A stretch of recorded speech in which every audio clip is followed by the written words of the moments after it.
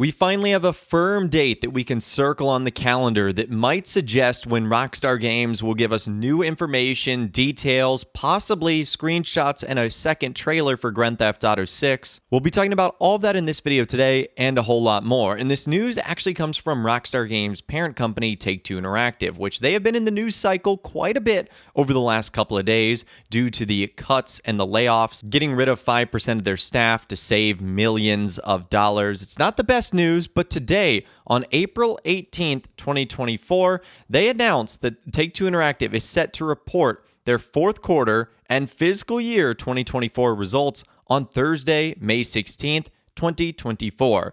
Going on to say, Take-Two Interactive Software, Inc. today announced that it has plans to report financial results for its fourth quarter and fiscal year 2024, which ended March 31st, 2024, after the market close on Thursday, May 16th, 2024.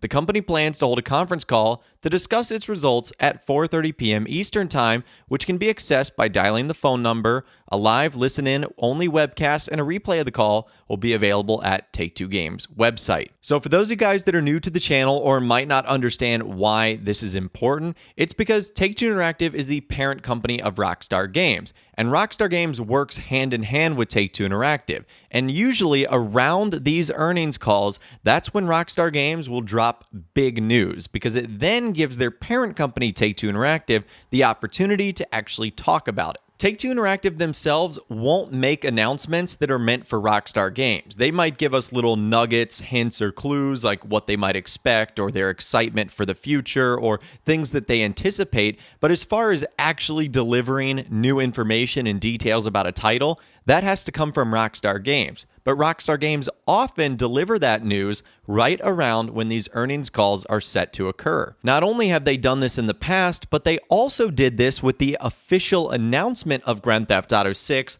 that happened at the end of November, with the trailer coming in the beginning of December. So they basically aligned that right when Take-Two Interactive had their earnings call last. And what's going to be interesting about this is the first earnings call to occur after the Grand Theft Auto 6 trailer has been out, and now months after there has been no news from Rockstar since. So that is the date that we can all now circle on our calendars, Thursday, May 16th, and I would say that the clock starts now. Pretty much any time from today, Thursday, April 18th, 2024, to May 16th, 2024, we need to be on high alert because Rockstar could drop information at any time.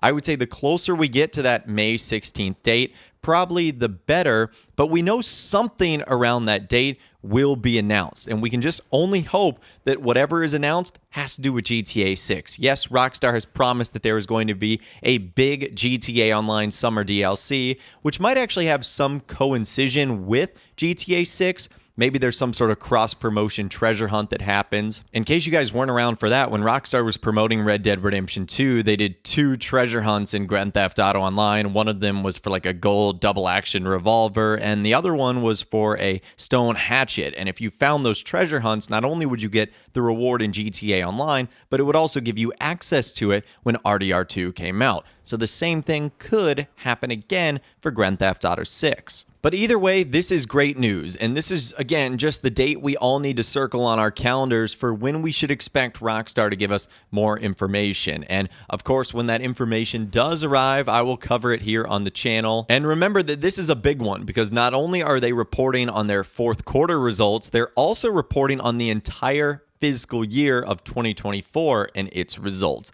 So it's going to be a big conference. We're going to hear from the likes of Strauss Zelnick, the CEO and chairman, as well as the other executives at Rockstar Games parent company Take-Two Interactive. So hopefully this is a good opportunity. So I'm excited to see what happens really over the next 30 days or so, and hopefully in the next month we get some new details and information on Grand Theft Auto 6. Now, sort of going back to some of the things we were talking about the other day about all the layoffs and the bad news surrounding Take-Two Interactive, we actually have a little bit of good news in terms of the Rockstar Games and GTA 6 front, because that was sort of the big question. How was this going to impact Grand Theft Auto 6? Was there going to be a delay? Was it going to be canceled entirely in a worst case scenario? No, that doesn't seem very likely, but that's still where people went. Well, Mike Straw, who is a senior editor for Insider Gaming, we've actually talked about some of his information in the past, gave us a little bit of good news surrounding the layoffs that have actually happened. Now,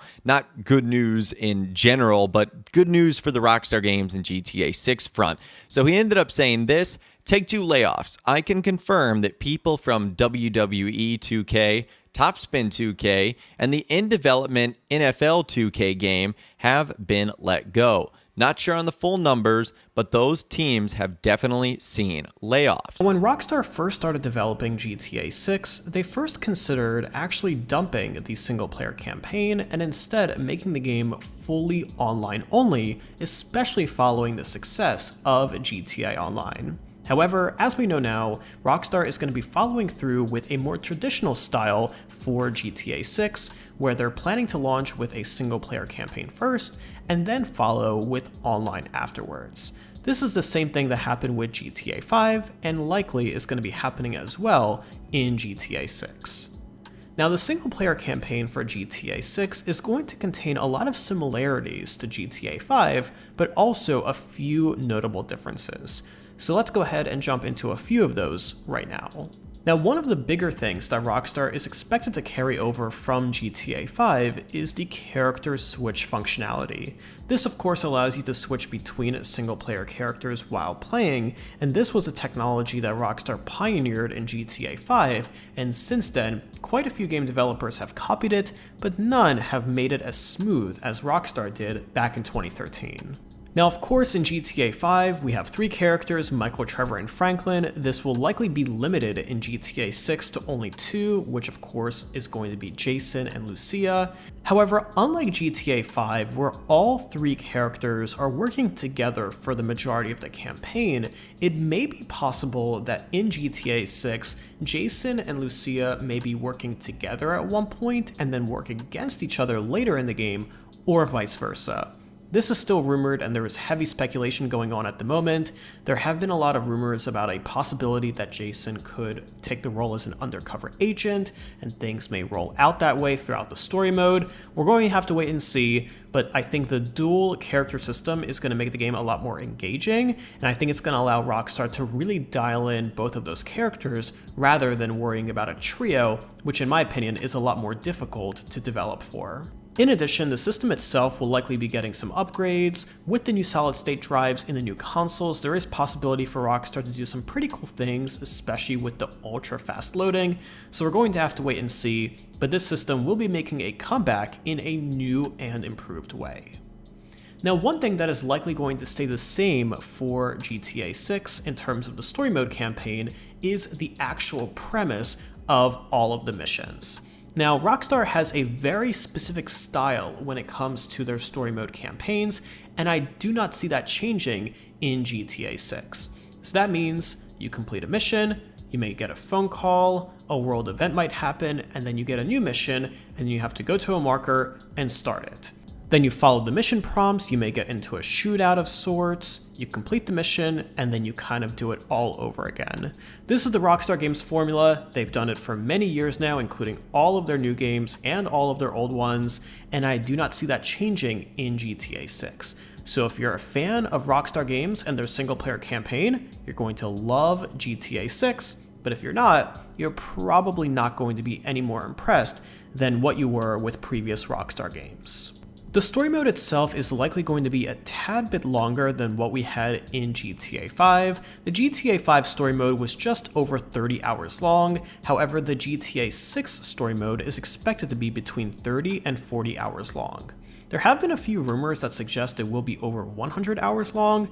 I personally don't buy into those. Those sound pretty crazy, and especially considering the focus on GTA Online, I don't expect the single-player campaign to be that long, but it's worth keeping in mind that the actual map is going to be significantly larger and way more detailed than GTA 5, so if you count in any kind of exploring, Easter eggs, open world events, kind of all of those extras, that is going to be significantly longer than GTA 5. But the actual story mode and the actual campaign in terms of the main missions is likely going to be just a tad bit longer than GTA 5, which in my opinion was a pretty solid length. Now, one big thing that Rockstar is allegedly working on for GTA 6 that I really hope is true is single-player expansions in the long run.